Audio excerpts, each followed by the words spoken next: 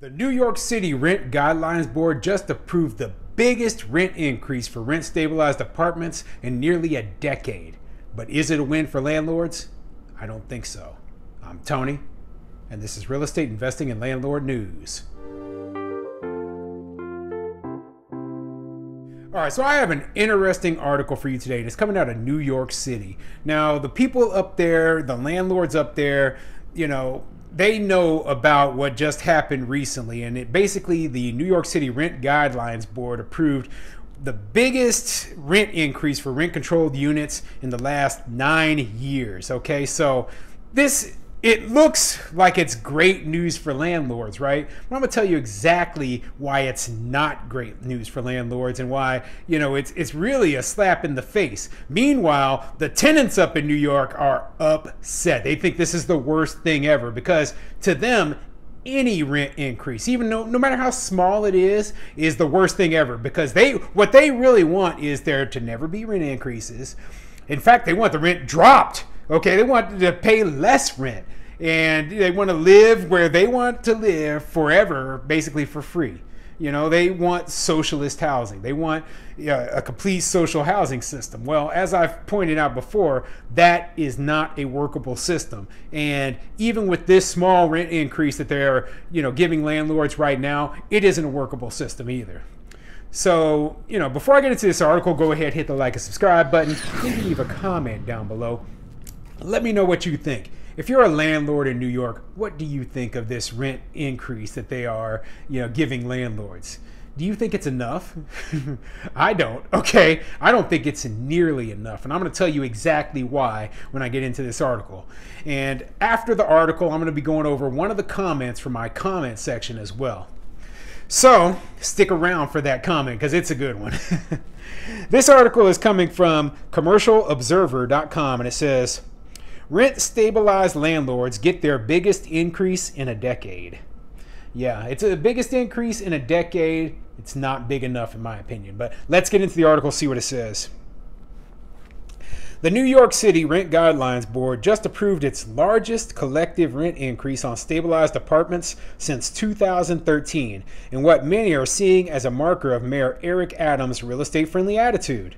The 9-person board voted Tuesday night to increase rents by 3.25% for one-year leases and 5% for two-year leases.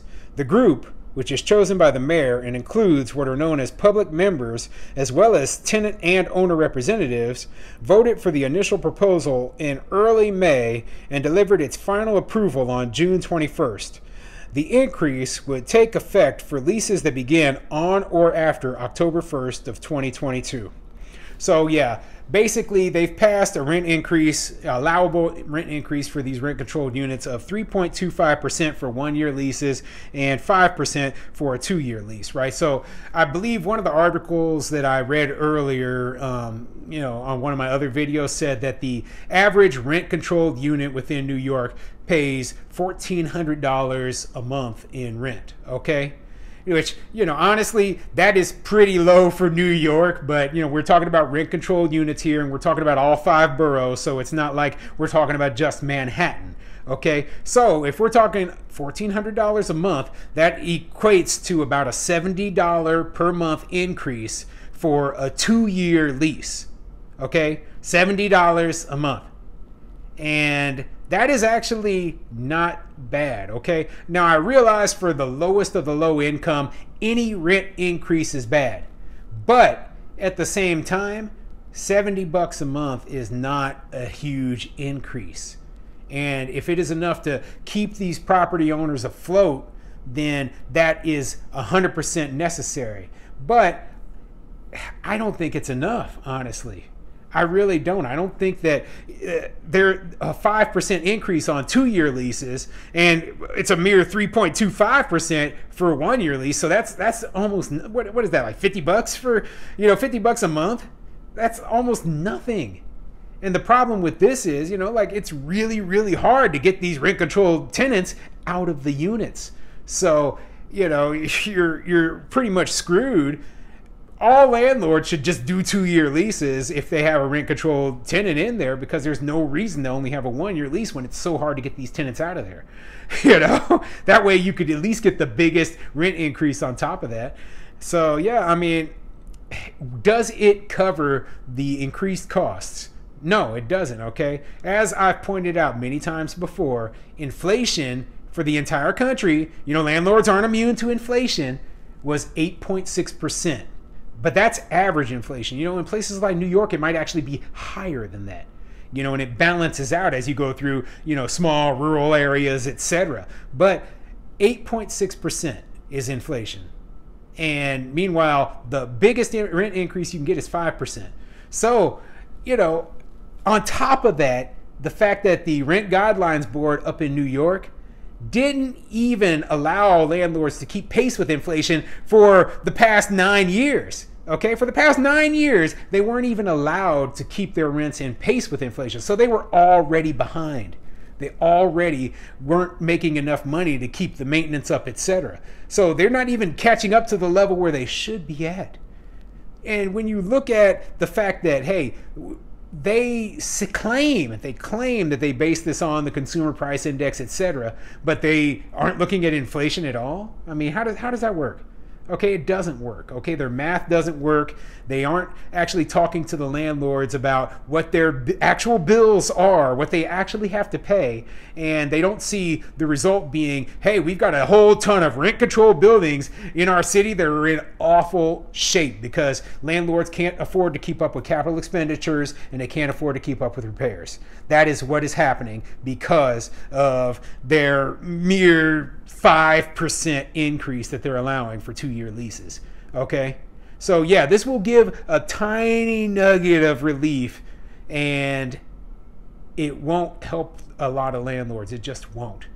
And throw on top of this that a lot of landlords still haven't received compensation from their rental assistance program. I just did a video on how the emergency rental assistance program in New York is broken and how a lot of landlords, they just can't even get the money that they are owed, caused by the eviction moratorium that the state of New York created. Okay? And you have a situation where landlords are hemorrhaging money, where landlords are going bankrupt. Literally bankrupt because of the state of New York and its ridiculous rules. Okay. The increases are a departure from when Bill de Blasio was mayor. The de Blasio administration actively lobbied the board for very low increases, including 1-year rent freezes in 2015 and 2016, and increases of 1.25 and 1.5% twice in 2017, 2018, and 2019, respectively. Rents were frozen in 2020 because of the pandemic, and then in 2021, the board voted for a unique two-part order, 0% for the first 6 months of a lease and 1.5% for the latter 6 months. So yeah, minuscule. That's what the rent increases were before. They were so minuscule and so much below what inflation was doing that, the landlords were already in trouble from the past. And then they throw this little nugget. And you know what? I'll give Eric Adams, I do not agree with him on 90% of what he does, but at least he stood up for landlords in this situation. I read somewhere that he actually is a landlord. He owns like a 3-unit building, I believe, in the Bronx. So I'll give him a break, because at least he did the most he could do and, without taking too much scrutiny from the public. But it's not enough, man. Okay, these landlords are drowning, and I didn't even want to bring this story up because, part of the reason I didn't want to bring this story up was landlords in New York, they still have to work under rent control. Okay, so they don't have control of what the rents are in their own properties. So this, no matter if the rent increase that they allow was 5%, 10%, 20%, or whatever, they lack the control that they should have over their own properties, right? So it's still a losing situation. And until they repeal rent control 100%, then you're only going to continue to lose, okay? And as soon as, you get the landlord friendly, next year he could be like, oh, well, my votes are down, so I got to, screw the landlords over again. Yeah, you have no control over this situation. The best thing you could do would be to not even play the game, okay? If you have no control over a situation like you do in a city with rent control, don't even play the game. That's the way I see it, okay? I will not invest in a place that has rent control. And, more power to the landlords who are willing to deal with this nonsense, but, you should have a good exit plan, in my opinion, okay? So I'm going to get into one of the comments from my comments section, and it was actually from one of my community posts, right? And it was the community post that says, Atlanta wants to criminally charge landlords who violate city housing code, right? And it's coming from a user named Screen Arts Media. Okay, you can always pick out the rentals in a neighborhood. Stripped landscaping, old paint, siding, old roof, cracked driveway. All the things the owner occupying his property would take care of and improve. Getting rid of unqualified landlords, the ones who can't make the payment to the bank without a tenant, risking the banking system, would lower demand, thus prices, allowing more people their own home. Rent seeking adds nothing to our society. I keep seeing a lot of these tenant, people coming on here and talking about rent seeking. I honestly think that, that's kind of funny because I think they all went and they read the same, handbook, socialist handbook somewhere, and they're like, oh yeah, rent seeking is wrong. Yeah, well, you know what? I don't give a crap what you think in terms of rent seeking, okay? What we are doing is we're providing housing for those who need it. And you know what? I have gone to some neighborhoods and some landlords have not taken care of the property the way they're supposed to. Now, a lot of landlords are taking care of their properties the way they're supposed to. How do I know this? Because I am, okay? I'm a landlord. And I had tenants who weren't taking care of my yards. You know what my response to that was? I hired a lawn service. Okay, I have a lawn service that goes by my properties and mows all the grass because my tenants weren't taking care of the yards. And now my tenants pay higher rent because of it. And I also, I have rules within my lease about, junk in the yards, etc. I take care of my properties. I keep them up. Most of the time when I buy a property, I will put my own money into rehabbing it, making it better so that, the place is a better rental for when the tenants do move into it. Now, not all landlords do that, but I can say for a fact that I know the majority of us do that, okay? So don't talk about what you don't know. You might see a few houses in a bad neighborhood that are rentals that are like this, but like I've said, there's a very, very small minority of landlords who are not doing a good job, and there's a lot of landlords doing a good job. You never hear about us because we don't cause any trouble, okay? And that is exactly why we have to sit here and fight for our rights, because people like you think that, oh, well, I'm going to pass this law and that way we'll take care of this bad landlord. And then you end up affecting people like me who are taking care of our properties.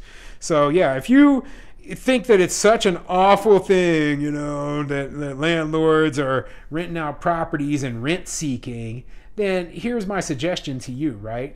There's places, in like China, they're communist countries, okay? And the government will take care of you there. Well, they won't take care of you there. Because the truth of the matter is communism doesn't work, okay? Socialism doesn't work. And property rights are what the basis of this entire country are about, okay? So I'm not going to stop rent seeking. Yeah, I'm not. I'm not going to stop creating rental properties, renting them out to people who need them, and offering, making money off of it. I'm not. It's my business. And if you don't like it, you can, leave the country, because this is what our country is about, capitalism.